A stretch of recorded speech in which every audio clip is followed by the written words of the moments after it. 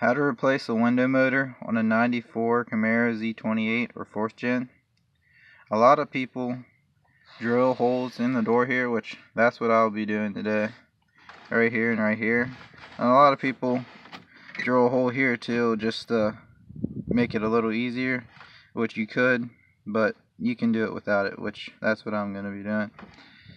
All you need is a 30-second drill bit, which and just drill a hole here, and I'll show you the holes here in a second. Alright, I got the hole drilled here. Turned out pretty good, right on the rivet hole, and the other one right there.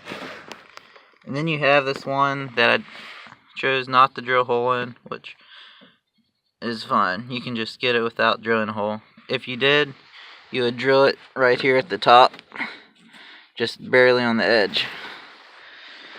Now what you're going to need is a 3/16 drill bit and one just slightly smaller than it.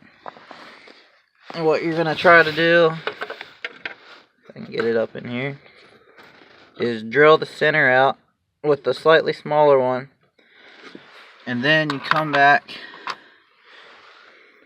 with slightly larger one, 3/16, and drill the outside off, and then it should pop right out, which I'll show you here in a few seconds. Okay, now I've drilled the center out.